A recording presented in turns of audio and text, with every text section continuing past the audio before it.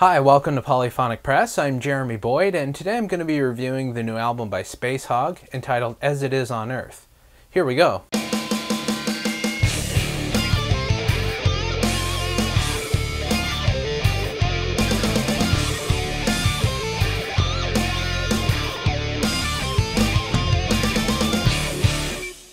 So Spacehog are a British rock band, but were formed in New York City in 1994. The band were signed to Sire Records and released their debut album in October 1995. They had a breakthrough hit with the song In the Meantime and solidified their place in the Britpop world. They released two more albums but broke up in 2002, but got back together for a tour in 2008. They finally released this album in April of 2013, and it's called As It Is on Earth. This album starts off with the song Deceit, which begins with these huge piano chords that are just playing and really fill up the whole space of the song. It kind of starts off a little slow and it's kind of a ballad type of song, but it kind of goes through these little progressions and little changes that kind of give it sort of a journey kind of feel. I really don't think this song starts the album off very well. It's about 7 minutes long and it really kind of drags on quite a bit. I'm not really sure if it should have been omitted from the album altogether, but as an opening track it really doesn't do anything for me. With any sort of album, with the opening track being so important, you really want to get the listener's attention and keep it right away, and I really don't think this song does that very well. It just really kind of drags on and doesn't really go anywhere. The song Gluttony is a fast-paced rock and roll song. It really kind of reminds me of glam rock of the early 70s. It really kind of sounds like something that T-Rex would do,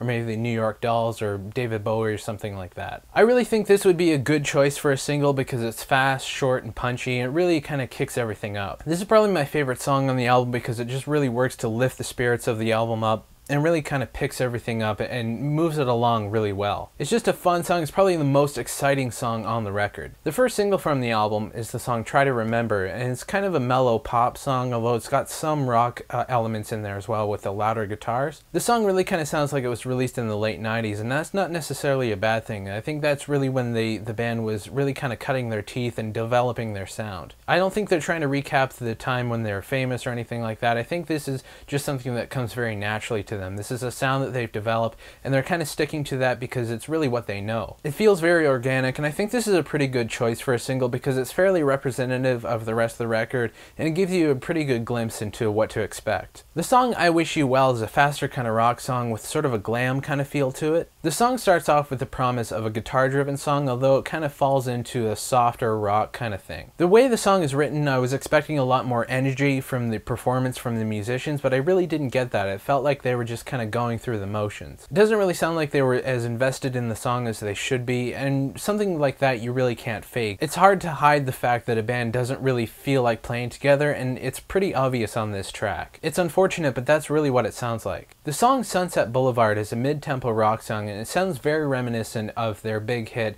In the Meantime. It really kind of captures the immediacy and the spirit of a young band, but it's kind of done from the perspective of someone who's grown up. It's sort of a retrospective look of what they've accomplished in the past, but they're kind of still looking towards the future at the same time. I like this song. I think it's one of the stronger songs on this record, and I think it stands out as a classic to me, and I think it could be become a favorite among hardcore fans of this band. The album ends with the song Glad to Know, and it starts off with this very catchy chorus with the soul singers singing in the background and this electric piano, and it really creates a really great groove at the beginning. It really kind of has the feel of an old Joe Cocker song or something like that, something soulful from the late 60s or early 70s. The guitar solo in the song is really well done as well. It just kind of gets in there, does its job, and doesn't really stay around too long or anything like that. It's a very uplifting song, so it ends the album on a very high note, and I think this would actually have been a better choice as the first song on the album. I think maybe if they flipped the two songs and